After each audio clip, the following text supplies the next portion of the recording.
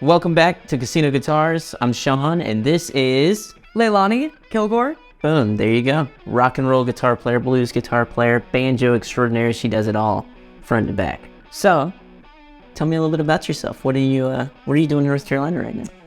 Actually doing a banjo tour. It's funny you ask. But besides the banjo tour, it's a very underground project that we have going on. We're actually going to be playing in Charlotte tonight. Okay. We just finished a show in Greensboro last night. So this is just en route with the rest of the dates that we had planned for the week. Okay, that's awesome. It's our second time here. We love it. So, yeah, thanks for coming back to North Carolina. Oh, thanks for having us. Thanks for not stopping us at the border. Happens all the time. And the banjos really allowed you through the gate, though. We just played our way right through. That's it right. was like exactly. St. Charming. Yeah, they're like, thank goodness. We know she can make it now. Because you know what North Carolina doesn't have enough of is banjo. You got that right.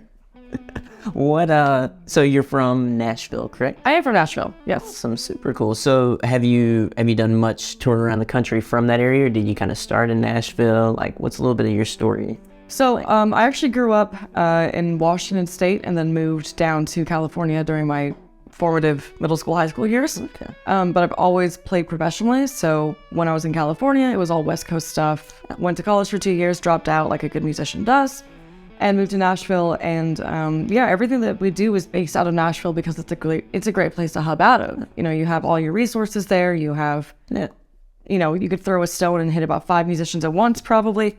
So anything that you need is a great place to, you know, be found in Nashville. But it's also, you know, we like to say 8 hours from anywhere, more or less. Yeah. So as far as traveling is concerned and tour booking, it's great because you can hit so many markets along the way. Yeah, I mean, that's a great point. I didn't think about it like that at all, as far as like where it's located, because, you know, you got, whether it's North Carolina, New York, Florida, it's all, you know, pretty much a shot from there. I mean, if you drive 24 hours straight, you're going to hit, you know, probably 5, 6, 7 states along the way. If you're in California or Texas, you drive 24 hours, you're going to hit California or Texas. So it's just a good place to be based out of. Absolutely. Well, that's super cool. All right. Well, on with like the guitar playing and stuff like that too. What inspires you as a guitar player? I guess just to start off with. I know that's like a big question. No, let me just drop a bomb. I'm deciding which one of my psychoses I want to use to address this. I don't do great with public speaking, and I don't do very well conversationally, to be honest with you. As somebody who has ADD, it's very hard for me to focus on one thing and really express myself verbally in a way that's concise and accurate. So for me, guitar has always been a really great way to just center yourself and manage to communicate something that maybe you can't necessarily express verbally. It helps me just kind of center myself and find a way to create what I would imagine an emotion to sound like. I just find it a much more just a more pure way of trying to convey something that maybe you don't necessarily have the right words to say, if that makes sense. That makes perfect sense, actually. That's really cool. I like that perspective. I channel a little bit of that myself, usually in like a live performance. Exactly. Yeah. I mean, that's the perfect place to do it. Absolutely. All the elements working with you, and you're up there to genuinely say something, because that's your whole point. Yeah. And you have people's focus and attention, and something about using the simplistic aspect of just sound waves and one note at a time or a chord to invoke a whole emotion or like a memory or whatever it is that provides the baseline of connection with your audience. I think it's just such a beautifully simple way of sharing an experience. Yeah, no, I completely agree. It's really cool from a live performance, like you're saying, with that, give that emotion across to an audience, but also one of the phrases that I've heard said to me from Baxter and also from like the likes of like Richard Lloyd is that it's like you're controlling electricity through these vibrations and you're sending that out, Yeah. Whatever you're sending out is what people are going to receive and hopefully take in the way that you're trying to present it. So that's super cool. Yeah, I love it. That's fist bump on the perspective. That's dope. So with that too, though, I mean, we're all a little bit of like a gear junkie as well. What's your favorite gear to use right now? I hate to say it, but I'm such a tube snob. I cannot play through solid state. If you ever catch me playing through solid state, I will never admit it. You just won my heart. You're in. She's in the club. She's in. I'm beat. Great. Yes. Yes. My whole point. Now I can head home. Actually, I'm gonna That's head right. back Yeah. now. Oh yeah, you're good. You made it. You're on top. I was going through a Marshall for a while. I had a JCM 2000 and I loved it. And I blew one of the tubes. So that got shelved for a while. And to be fair, I mean, when you're touring, carrying something like a Marshall head and a cab, it's a lot of work. Kind of a lot. Yeah. That's why our bass player is usually tied to the roof. So we decided to downsize and just stick with, like I'm currently just playing through a Fender Hot Rod Deluxe. But there's something like the older you get, the more you study about gear, the more experience you have playing in different rooms, playing through different pickups and pedals. I found the baseline of just getting a good tone is just if you can crank the amp, then you're not having to fight with overdriving the speaker, and it just naturally breaks up. So what we're currently trying to achieve, or at least I am, and unfortunately my band suffers from this, but if I can push the volume to the limit that I'm legally allowed to do, and then, base everything else just as like the pedal as just like an addition rather than the force behind the drive, then that's kind of what we're going for. Yeah, no. So I do have a Tone Master, which if anybody asks me for court purposes, I've never said out loud in public. You say secret safe with us. but, We're going to bleep that out in post. Yeah, I read it. actually, What does she have? nothing, redacted. Beep, beep. But, for a twin to weigh 25 pounds, it's kind of nice. But I'm always going to default to tube. So I'm running the Hot Rod Deluxe at the moment. My pedal's really simple, or my pedal board's simple. It's a flashback delay and a Friedman BEOD. I love the Friedman tone, so that's my lead pedal.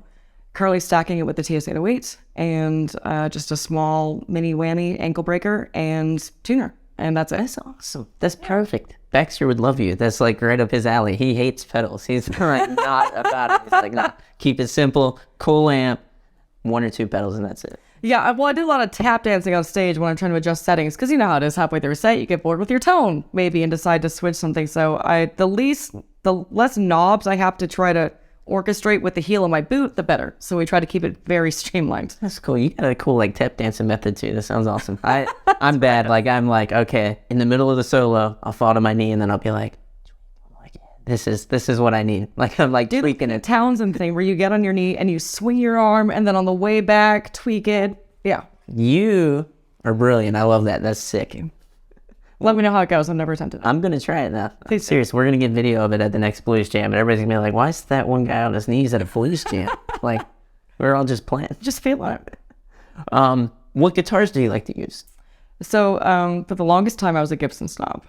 Like straight Gibson. I don't know what it was about Fender, but I couldn't really. I started with a Strat, actually. That was my first electric guitar. It was a Strat, but I was 11, and being an 11 scrawny kid, it was too heavy for me. So my dad, who's actually a visual artist and works with wood and clay, he shaved it down. And it's a very odd-looking guitar, probably non-functional at this point. I mean, God bless him, he was just trying to help out his kid. Yeah. But that was my first, experience with electrics. And the older I got and the bigger I got, I found Les Pauls and just fell in love with them. Something about the way that the pickups resonate with the weight of the wood. You've got 2 humbuckers in there. The neck profile on like a late 50s Gibson, early 60s is quite different, but late 50s.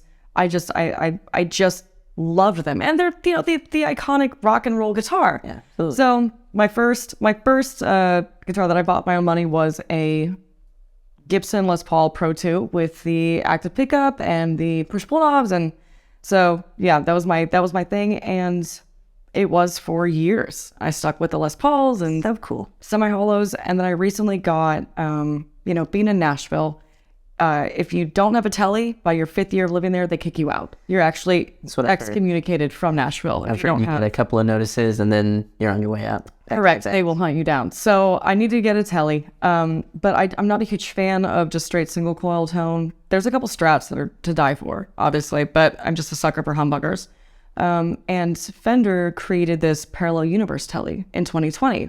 No, you're talking about the Troublemaker. Yeah, the Troublemaker. It's called And I should have brought it in. It's so for those of you that don't know, it's a telly with triple pickup, like Les Paul 57 custom configuration. So gold hardware, triple pickup, 3 humbuckers. It's a thick guitar. Yeah, and then they stuck a Bigsby on it as well. So More do you need? best of both worlds for me. And so that's been my go-to for the past, I've had it a year and a half. It looks like it's been put through a meat grinder. It's perfect. So that's been my go-to, but I still really love Les Pauls. I do a lot of product testing for a friend of mine at Epiphone, so he'll give me prototypes, and I take those out and see how long it takes me to rip a knob off and that kind of thing. So Pretty cool, yeah. yeah, basically just anything that's a solid body, weighty, humbucker-driven concoction I'm happy with. That's awesome, though. Usually talking to some people, I find that a lot of people change things around every other week. Like I've talked to guys who are out touring and they just, okay, well, on this tour I started using a telly, but then I got somewhere and I was like, I don't want this anymore, and I got a Jazz Master, and then I did this and I did that, and they just swap a million things around just to get to the point where it's like, oh, that one thing that I really like, that's really just what I want. And I think I'm my telly pack. Yeah, exactly. Well, tone experimentation is an interesting thing, and it really does depend on the room you're in and what you're playing through. Everything is so it's so subject to just slight variation. So I'll definitely have times where I'm like, oh, I really wish I had, like my 355 for this room, or I had a Gretsch for a short while and I loved it, but it just had too many technical problems, and that was great for a while. Yeah. So it's, especially with musicians, I think we get bored very easily. I completely agree. You're talking about the ADD thing earlier. I'm right there with that, because I'm like, well, I mean, this is great, but what if? Like, yeah, it's that what if? Yeah, it's like theoretical physics is always chasing that thing that might not ever be achieved, but you're going to try every possible equation to get there. No, absolutely. I completely agree with that. And that's super cool, though, that you have found, kind of what your thing is that, resonates with you most. And I think that's always cool. Like for me, it's a Strat, and it always kind of has been in that realm where I can play other guitars and I get different sounds, different feels, because it is that emotional transfer of energy. Right. To where whenever I go back to the Strat, it's like, okay, anything's possible on this canvas, to me, in my mind at least. Like I can pull it out. And I assume that sounds like what you have whenever you have a humbucker, Les Paul styled, heavy-weighted guitar that just lets you rip. Yeah, I mean, anything that invokes a symbiotic relationship between you and your instrument is key, whether it's a Strat in your case, a Les Paul in my case, or, whatever I'm feeling that particular flavor of the week. I think the most important thing is as long as you don't feel like you're fighting your instrument, then you can play anything. You can play it, line 6 Variax. As long as it works for you. I'm working on one of those right now. And wow, that's intense. I don't know if I should apologize or congratulate you. Maybe both. The guy who has it knows that it's insane. Like I'll show you before you leave. Please do. Oh, it's intense, dude. He's like, well, whenever I go to the baritone, when it doesn't quite sound like a baritone, I'm like, maybe because it's not. Yeah. I don't know. It's like gifts and robot tuners, you go to open A all of a sudden in the middle of a solo, not the rest, I think it's great. I think that was the idea. It's like it's going to make you play different. Literally different. You're going to be different. Like, here we go. Yeah, talk about a fast learning curve. I've heard the horror story. Jonathan, the guy I was telling you about before we started, he worked at Guitar Center in Nashville, and he was talking about just the horror show, seeing like Gibson tuners spinning for no reason, like nobody's pressed anything, and strings are being snapped. Is nightmare. I've had nightmares like that, yeah. Yeah. I had therapist talks about that. Yeah, well, that's great. What? So, do you have anything you want to plug before we go here and we let you play some guitar? Yeah, I mean, we're actually about to wrap up the rest of our touring year for 2022. So, this is our last show in this particular market. Next month, we'll be doing a show in Nashville, November 4th, and then Atlanta, November 10th, and New Orleans, November 11th. And after that, we're going to be really just focusing on releasing the 3 new songs that we recently tracked. So if I'm going to plug anything, I guess it's just check the website. New things on the horizon. Check the website, subscribe to the social medias. That's where I do most of my updating because, again, ADD is it's a really great sidekick. Yeah, it's like pop, a million things. But this one takes, you know. And, yeah. Yeah, my drafts are incredible. So, Well, heck yeah. Well, I'm gonna let you play some cool guitars for a second, and then yeah, it's great talking to you. pleasure talking to you. Absolutely. There you go.